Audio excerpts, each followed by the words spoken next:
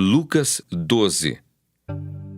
Posto que miríades de pessoas se aglomeraram a ponto de uns aos outros se atropelarem, passou Jesus a dizer, antes de tudo, aos seus discípulos: Acautelai-vos do fermento dos fariseus, que é a hipocrisia.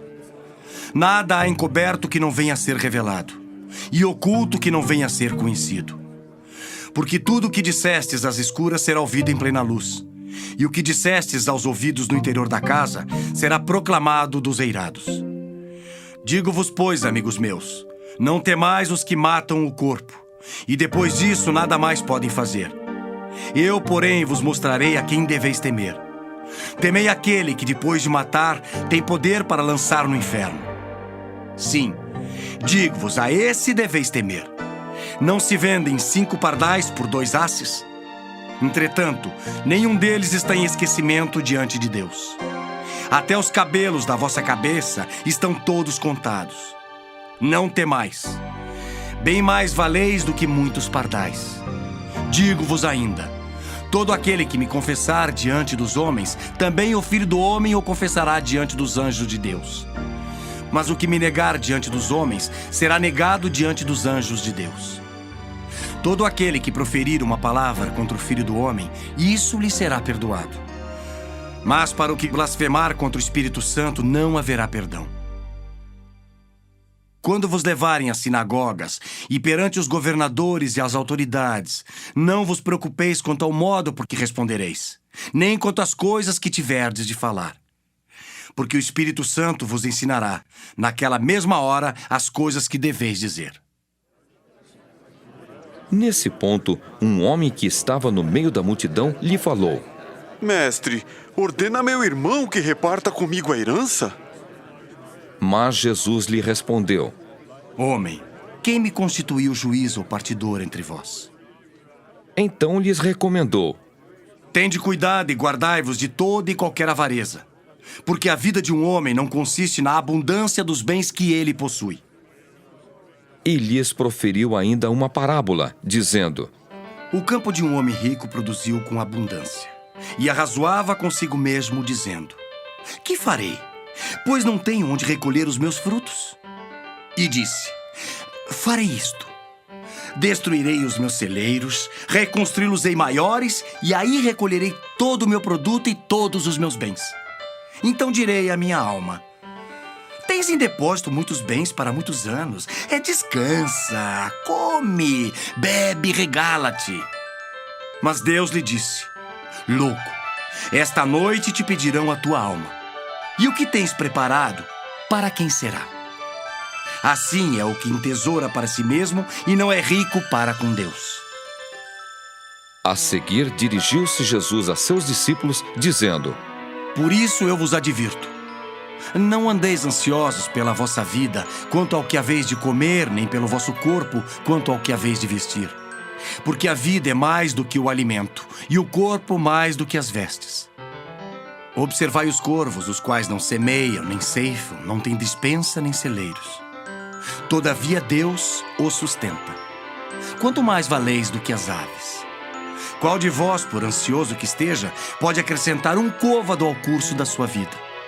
Se, portanto, nada podeis fazer quanto às coisas mínimas, por que andais ansiosos pelas outras?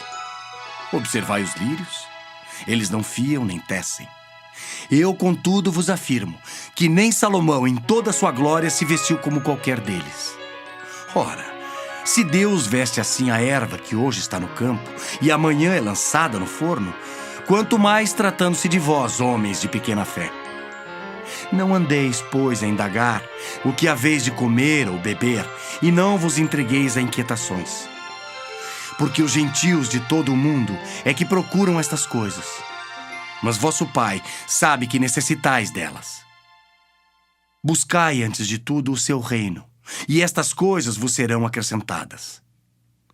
Não temais, ó pequenino rebanho, porque vosso Pai se agradou em dar-vos o seu reino.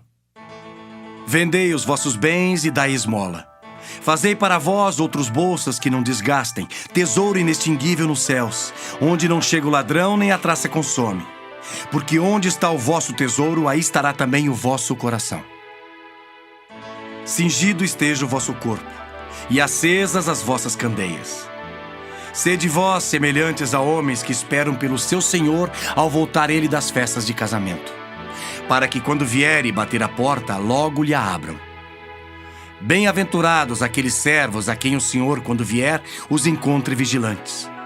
Em verdade vos afirmo que ele há de cingir-se, dar-lhes lugar à mesa, e aproximando-se, os servirá. Quer ele venha na segunda vigília, quer na terceira, bem-aventurados serão eles, se assim os achar. Sabei, porém, isto: se o pai de família soubesse a que hora havia de vir o ladrão, vigiaria e não deixaria arrombar a sua casa. Ficai também vós apercebidos, porque a hora em que não cuidais, o Filho do Homem virá. Então Pedro perguntou: Senhor, proferes esta parábola para nós ou também para todos? Disse o Senhor: Quem é, pois, o mordomo fiel e prudente, a quem o Senhor confiará os seus conservos para dar-lhes o sustento a seu tempo? Bem-aventurado aquele servo a quem seu senhor, quando vier, achar fazendo assim. Verdadeiramente vos digo que lhe confiará todos os seus bens.